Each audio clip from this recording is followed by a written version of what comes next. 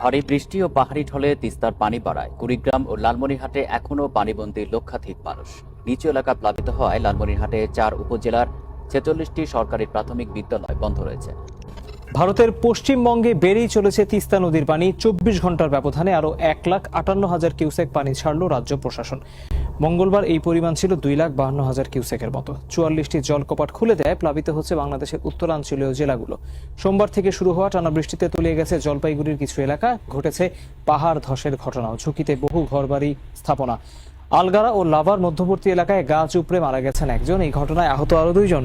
শিলিগুড়ি এলাকায় ধসে পড়েছে একটি সেতুও। আপাতত বন্ধ যান চলাচল। প্রাণহানি এড়াতে রেড অ্যালার্ট জারি করেছে প্রশাসন। ছড়িয়ে নেওয়া হচ্ছে ঝুঁকিপূর্ণ এলাকার বাসিন্দাদের। পর্যটক প্রবেশে আরোপ করা হয়েছে নিষেধাজ্ঞা। বন্যা কবলিত হওয়ার আশঙ্কায় কুচবিহার ও আলিপুরদুয়ার। নদীকেন্দ্রিক শোষণ নীতি, হিন্দুত্ববাদী আগ্রাসনের ঐতিহাসিক বাস্তবতা।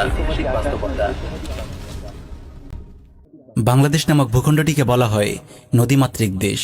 এই ভূখণ্ডটির ৩ দিকেই রয়েছে সাগর আর নদী। কথিত স্বাধীনতার পর থেকেই এই দেশকে ঘিরে বিভিন্ন চক্রান্তের জাল বুনছে পার্শ্ববর্তী হিন্দুত্ববাদী রাষ্ট্র ভারত। এদেশের অর্থনীতি, রাজনীতি, এমনকি রাষ্ট্রনীতি থেকে শুরু করে একেবারে কাঁচা বাজার পর্যন্ত সর্বক্ষেত্রেই নিজেদের অবস্থান পাকাপোক্ত করেছে কট্টর হিন্দুত্ববাদী সন্ত্রাসী ভারত। নদীকেন্দ্রিক সমস্ত এলাকাগুলো একতরফা নিয়ন্ত্রণ করে যাচ্ছে ভারত সরকার।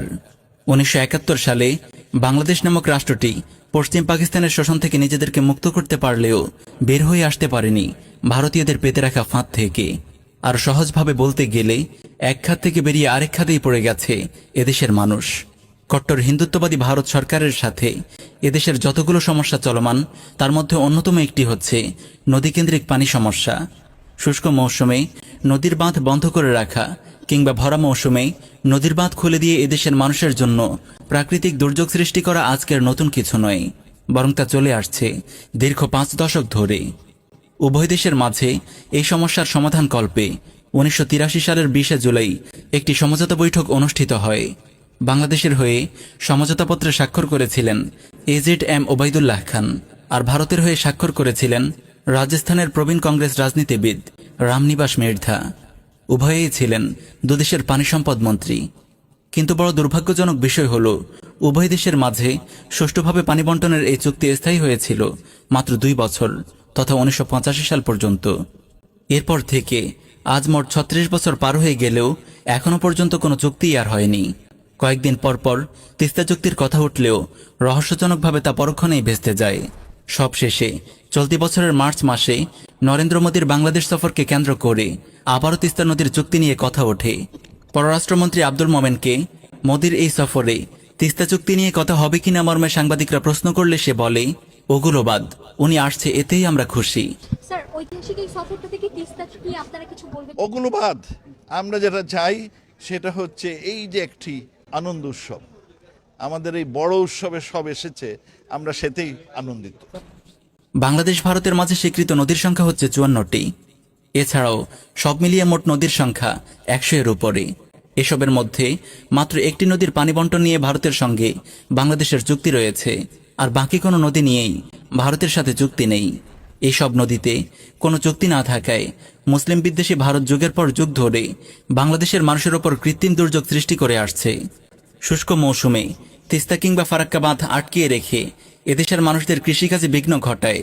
আবার ভরা মৌসুমে ব্যারেজের গেটগুলো খুলে দিয়ে এদেশের মানুষকে পানির নিচে তলিয়ে দেয়। ঘরবাড়ি, গরু ছাগল, ক্ষেত খামার সব মিলিয়ে পানির নিচে তলিয়ে যায় কোটি কোটি টাকার সম্পদ। দেশের উত্তরাঞ্চলীয় মানুষগুলোর জীবনে তখন নেমে আসে এক অশনি সংকেত।